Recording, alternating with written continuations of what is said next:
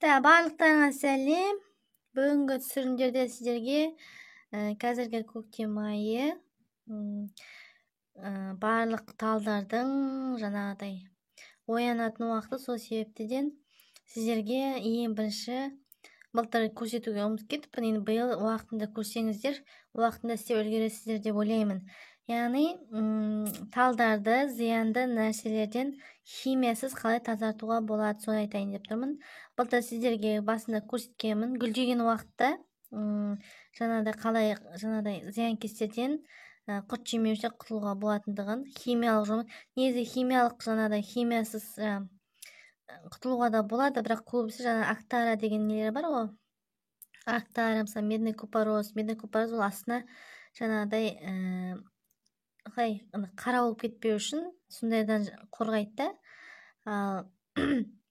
Жаңағыдай Актара ол жаңағыдай құрт, жаңағыдай көбелектер салатын, солардан қорғайды. Мысалы қазіргі кезде олар бүршіктің ішіне кіріп кетіп, көктемде соның ішінен жаңағыдай оянып құрт жеп, сливаларымыз барлығы, вишня болсын, слива болсын, алматал болсын, барлығы құрт болып шығатын. Сол себептен, яғни олар бүршік жармай тұрып ішіне кіріп кетеді. Енді соның алдын алу мақсатында сіздерге қазір жаңағыдай бір жолын көрсетейін деп отырмын. Былтырда істеген болатынмын, яғни сіздерге көрсеттім видеода. Яғни ешқандай сливада ешқандай құрт жоқ. Яғни мен ешқандай улы нәрсе шашқан жоқпын. Яғни көктемде міндетті түрде астарын ақтайсыздар, күзде және көктемде.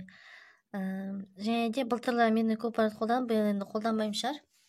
Яғни былтыр қолданған жоқпын, одан алжыңдық кейін қолданған.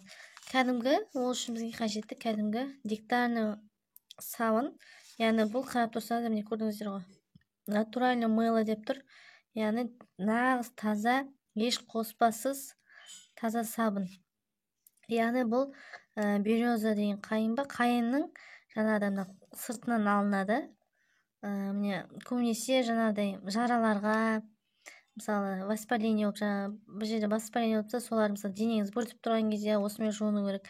Бірақ енді иісі өте страшно иісі. Сол себептен сол үшін оны яғни иісіне бола жаңағыдай құрт құмырсқа қашатындықтан осыны ғана қолданайын деп тұрмын.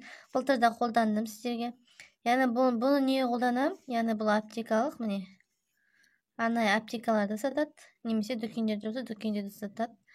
Өте қымбат тұрмайды. Мына біреуінің өзі жаңағыдай барлық неге талдарға, мысалы 10-15 шақты талдарға бір шашуға, 3 шашуға жеткілікті. Яғни ол үшін не істейміз? Ең бірінші міне сабынымыз кеше алдық. Міне 3-ке бөліп салуға болады. Міне 1, 2, 3. Яғни 3-ке бөліп салсаңыз, мынаны өзі қойып қоясыз 10 күн аралықта, немесе 5 күн аралықта. Әбден езілгеннен барып алып далаға жаңағы кәдімгі сыпыртқы болсын, или арнайы шашатын құралыңыз болса, сол құралымызды баклажкамен болсын, немесе арнайы жаңағы мен өзім көбінесе сыпыртқымен әдімгідей шашып шығамын. Осындай жаңағы сабын қолданамын. Яғни бұл біріншіден жаңағыдай өте зиянсыз, таза. Егер мысалы мен Актаралармен бұрын істелдік, оның өзінің бір дозасы бар. Жаңағыдай бірсе көп шашылып кетуі мүмкін, бірсе жаңағыдай аз шашылып кетіп құрттар шығуы мүмкін, немесе жаңағы көп шашылып кетсек, біз мысалы сливаны мысалы жумай сырттан жиі саламыз да. Сол кезде ол Актара қанша дегенмен талдың бойында олы қалып қояды. Ал біз жеп қоямыз. Сол себептен лучше нені шашып, натуральный жаңағыдай сабынды жумай жесеңіздер де тымда етпейді, яғни сүртіп жесеңіздер де зияндығы жоқ. Соны сіздерге көрсетейін деп отырмын. Ең бірінші не істейміз?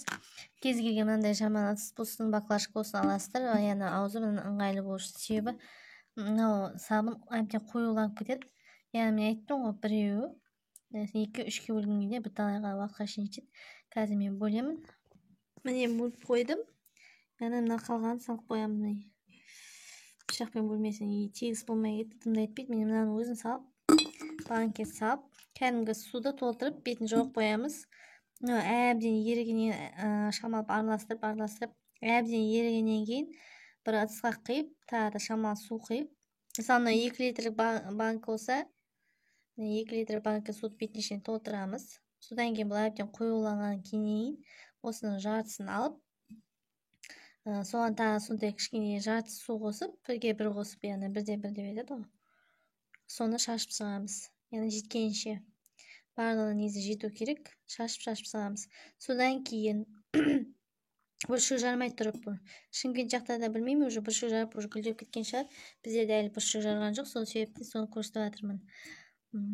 Бір шашамыз. Содан кейін бастап уже оянып жаңағыдай гүлдеп жатқан кезде бір шашасыздар. Жапырақтар шыққан кезде бір шашасыздар. Бүршік жарып жатқанда бір шашасыз. Содан кейін жапырақ шығып жатқан кезде шашасыздар. Содан кейін ең соңғысы гүлдеп жатқан кезде ғана шашасыздар. Мысалы, гүлдеп болып, енді жаңағыдай жемістер шыға бастамай ма? Сол кезде шашасыздар. Содан кейін болды. Ар жағында уже ештеңе болмайды. Уже ар жағында өнім шығады, өнімге иісі шығып кетеді. Сол себептен сол тек 3-4 шашасыздар, яғни бүршік жарғанға дейін жапырақ шыққан, содан кейін барып гүлдегеннен кейін. Соны алдынан сіздерге көрсетемін. Бұйыртса неміз дайын болғаннан кейін сіздерге көрсететін боламын қалай шашатынымды. Міне арада күндер өтті. Жаңа неміз дайын. Сабынымыз енді араластыру ғана қалды. Сіздермен бірге тындырып қойғаны, міне көрдіңіздер, жаңа араластырдым. Міне қандай болып қалды. Енді осыны шамалысын қиып, көрдіңіздер ма? Осыны шашып шығамыз. Кәдімгі мен спыртқын алдым. Қараңыздар, кәдімгі спыртқын алып, мысалы талымыз болып тұрса, тек шашып шығамыз оны осылай. Андай шашылатын болса, баклажка болса, баклажкамен шашуға да болады. Мынаны тек осылай тек шашып барлығына. Мысалы, кез келген мына жерде так не бар. Вишня болса, вишня тек осылай шашып шығамыз. Бұл енді кейбіреулер көмектеспеуі де мүмкін. Мен өзіме әйтеуір көмектесіп тұр. Сливам жыл сайын құрттайтын еді. Осыда міне көмектесіп тұр. Ал көмектеспейді, сіздерге ондайлар көмектеспейтін болып жатса, онда кәдімгі обычный жаңағыдай ақтары соларды қолдануыңызға тура келеді. Менде бұл көмектеседі. Сол себептен мен осы барынша химиялық нәрсеге істемейді. Сонда жаңа жас слива, күшті сорт, негізі білмеймін қандай сорт екен, қалып тұрмын. Осы сливаға міндетті түрде керек. Астан ақтауымыз керек берсе, осылай шашып шығамын. Пока гүлдемей тұрған кезде барлығын ақтап шығуым керек. В общем, көктемгі жұмыстар сол. Міндетті түрде осылай сауынмен барлығын істеп шығам. Міне қарды қараңыз, қаншама қарын қалып, барлығы сіңіп кетті. Сот істеймін, содан кейін барып астан міндетті түрде ақтаймын, қою қылып. Және де осылай шашамын гүлдегенге дейін уақытта. Мына жердегі бұлар жаңағы дәннен шыққан персик. Енді бұларды бөлек-бөлек отырғызуым керек. Негізі көрдіңіздер ме, аралар жақын. Бірін байқағаным, бір жылда 1 метр болады екен, дәннен шықса. Солай, ана жердегі алма талдарым әзірге белгісіз, көреміз енді бұйырғанды. Енді осылай тек шашып шығасыздар. Басқа ешқандай қиындығы жоқ. Мына жерде ана қарлар әлі тұр. Бұл жердегі абрикостар білесіздер. Бұны да реттестіруім керек. Так, мынау былтырғы нем, сценарием. Биыл бұйыртса міне күшті шығу керек. Міне көріп тұрсыздар ғой, сол күйі тұр әлі. Осылай тек шашып шығамыз. Басқа ешқандай қиындығы жоқ. Сіздерге сол айтып тұрғаным, үлгеріп істеп үлгеріңіздер, үлгермей жатқан кезде.